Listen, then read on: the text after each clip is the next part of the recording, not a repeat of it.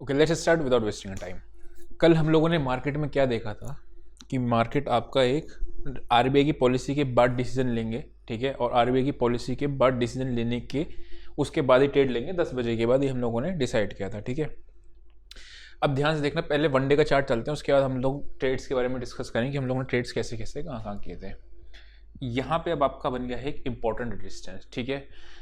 इसने नहीं काटा, निफ्टी ने आपका काट दिया था, इसने नहीं काटा। और निफ्टी का भी याद होगा आपको, 18,800 के आसपास कोई नेगेटिव एक्शन दिखे तो हम लोग शॉर्ट के बारे में सोचेंगे, या फिर आपका 18,642 है तब शॉर्ट के बारे में सोचेंगे, ठीक है। ये आपका आ गया एरिया कौन सा है, 44,450 से 80 के बीच में इमीडिएट रेजिस्टेंस हो गया। अभी शार्प सेलिंग के लिए हम लोग रेडी हो सकते हैं कब, मार्केट में अब आप एक्शन देखो क्या बन रहा है। मार्केट ऊपर गया, नीचे आया, ऊपर गया, नीचे आया, नेकलाइन अभी तोड़ी नहीं है, ठीक है, अभी बिल्कुल खड़ा है ये। द मोमेंट ये वापस से इसके नीचे जाना शुरू करेगा तो आपकी अगेन शार्प सेलिंग देखने को मिलेगी। 300-400 पॉइंट के टारगेट्स भी मिल सकते हैं अगर ये वापस से 800-900 लेवल को बैंक निफ्टी क्रॉस करती है। क्यों? बिकॉज ट्राई बहुत किया मार्केट ने ऊपर जाने का, आज भी उसने ट्राई किया, इतने टाइम से लगातार ट्राई कर रही थी। अगर ये सबके बायर्स के एसएल यहीं पे ही होंगे, जितने भी आपके बायर्स बैठे होंगे, ये ट्रेलिंग एसएल होंगे सबके, हमेशा याद रखना एसएल जब भी कटते हैं ना तो एक अच्छा सा मूव मिलता है, ठीक है, यहाँ पे और इस एरिया के आसपास, ठीक है।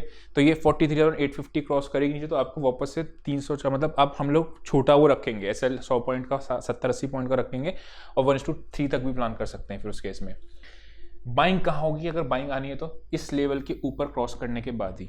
अगर ये कैंडल नहीं होती, अब हम लोग ट्रेड्स के बारे में डिस्कस करते हैं। हम लोगों ने क्या किया था, बैंक निफ्टी का ट्रेड हम लोगों ने शॉर्टिंग का इस कैंडल पे लिया था। क्यों लिया था इस कैंडल पे? बिकॉज मार्केट एक रेजिस्टेंस, अच्छा हाँ, पहले हम लोगों ने बाय ट्रेड लिया था, उसमें 20-30 पॉइंट का प्रॉफिट लेके निकल गए थे। रीजन क्या था कि मार्केट सस्टेन कर रही थी ऊपर रेजिस्टेंस के एरिया में, सुबह डेटा वगैरह सब वो था, और इस कैंडल पे आपका डेटा भी टॉप कर गया था।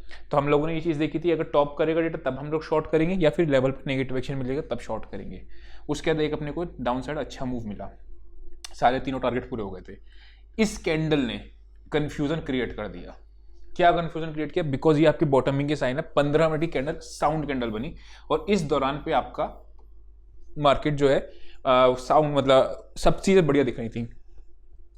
नेक्स्ट ही कैंडल में उसने टाइम भी नहीं दिया और अपना ब्रेकडाउन दे दिया। यहीं पे मैंने इसमें शेयर किया था कि not giving the call, but आपका एक्शन जो है वो नेगेटिव है। उसके बाद तो आपको पता ही क्या है वो मार्केट में, ठीक, ये ऐसा। और हाँ, मैंने पुट बताया भी था, फ्री वाले टेलीग्राम में भी चीज़ बताई थी कि पुट जो थी 44,100 की पुट, आप देखना 20 रुपीज़ की थी, 17 रुपीज़ से मैं बाय किया, कोशिश किया, 19 पे आई थी, और ये गई पता कितनी में निकल पहले गया था, ये गई थी आपकी 120 के आसपास। तो ऐसा भी होता है। हीरो जीरो अगर कभी भी खेलना होता है, याद रखना क्वांटिटी साइजिंग हमेशा उतनी ही रखना जितनी आप बनाते हो। जस्ट बिकॉज कि आपका 10-20 रुपए का ऐसा है तो हम क्वांटिटी साइजिंग बहुत बड़ी कर दें, ठीक है, क्योंकि probability of winning hero zero की बहुत कम होती है। बस ये होता है चले तो चांद तक, नहीं तो शाम तक वाली कहावत जो होती है ना। ऊपर का लेवल कौन सा आ गया है, 250 को क्रॉस करेगी तभी बाय करेंगे, या फिर आपको इस एरिया के आसपास मिल जाए, ठीक है, 43,650 के आसपास अगर कोई पॉजिटिव एक्शन मिले तब। लेकिन पॉजिटिव एक्शन मिलना चाहिए प्लस डेटा का भी बॉटम करना चाहिए, तभी करूंगा, नहीं तो नहीं करूंगा मैं बाइंग। उस केस में 40,500 के आसपास आएगी तब करूंगा, नहीं तो अदरवाइज क्या है आपका, यहाँ पे आप वनडे का चार्ट देखोगे, ठीक है, यहाँ पे आपको अच्छा खासा इसने नेगेटिव, मतलब आप अगर चैनल बनाओगे उसका आपका ब्रेकडाउन मिला, और नीचे से अगर आप ट्रेंड लाइन बनाते हुए चलोगे तो वहाँ पे आपकी बिल्कुल बॉटम पे खड़ी है, करेक्ट। ट्रेंड लाइन के साथ डबल टॉप भी है। ये हो गया अपना बैंक निफ्टी का ट्रेड। लेवल्स हम लोगों ने नोट कर लिए, नीचे कहाँ तक आ गई, सब चीज़ें अपने लोगों ने देख ली, ठीक है।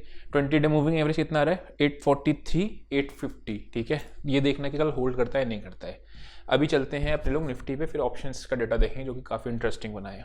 निफ्टी में ये कैंडल कहलाती है बेयरिश एनगल्फिंग। कल हम लोगों ने डिस्कस भी किया था, आपका नियर डबल टॉप है। इंट्राडे में एक दफ़ा वहाँ से आपकी प्रॉफिट बुकिंग आनी जरूरी होती है। एल्गो वर्ड मैंने यूज़ किया था कि एल्गो ट्रेडिंग आपके होते हैं जहाँ पे प्रॉफिट बुकिंग होती है, ठीक है।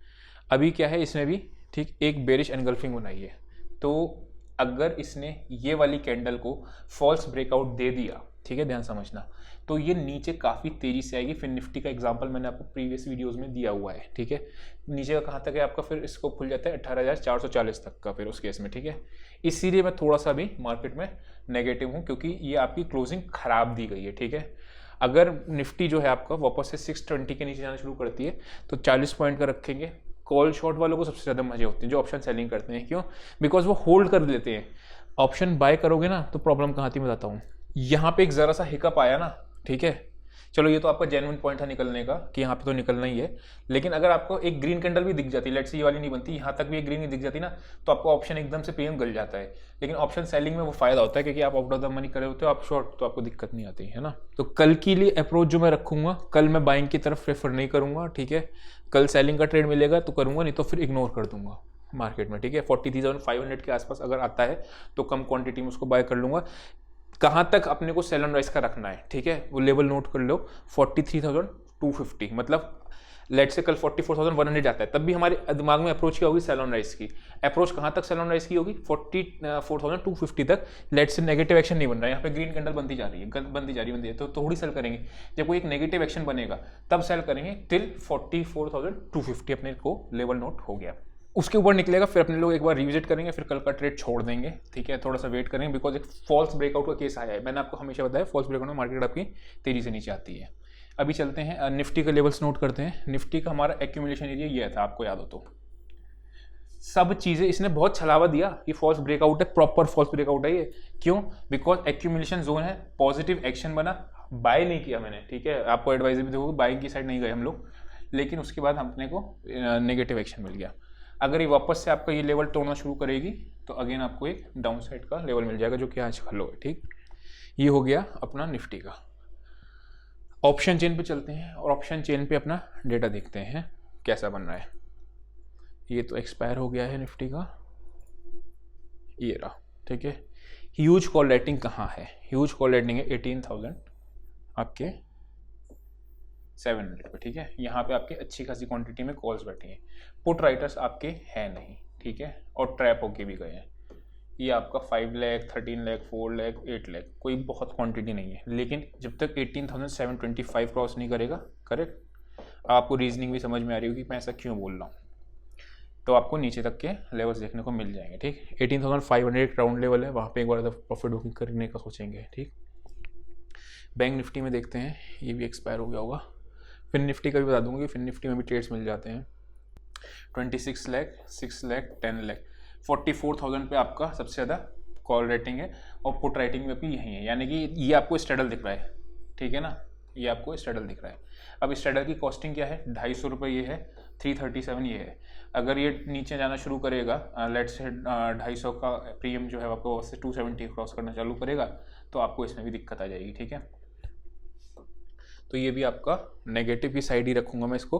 हालांकि 44,000 पे एक बार थोड़ा सा ये वोलेटाइल हो सकता है, क्यों? बिकॉज अगर गैप डाउन खुलेगा तो ओपनिंग रेंज ब्रेकडाउन की स्ट्रेटेजी को यूज़ करेंगे, ठीक है, याद रखना।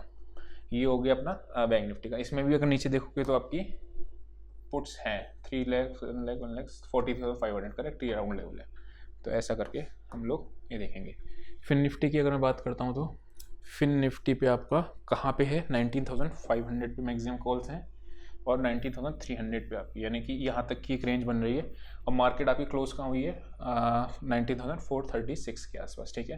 तो मार्केट में भी यहाँ पे भी आपका 3 लाख, 1 लाख, 3 लाख, यही ये लेवल है, यानी 19,500 जब तक 525 क्रॉस नहीं करेगी फिर निफ्टी।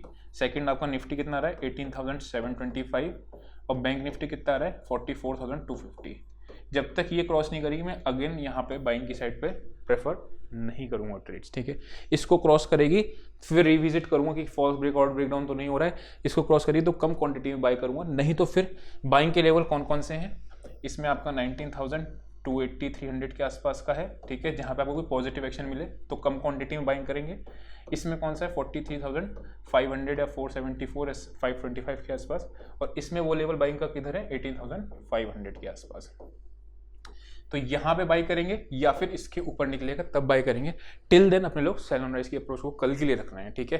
ट्रेड नहीं मिला इग्नोर कर देंगे, ठीक है, वैसा करके। तो आई होप आपको समझ में आया होगा। आज के लिए इतना ही, see you next session, till then bye bye.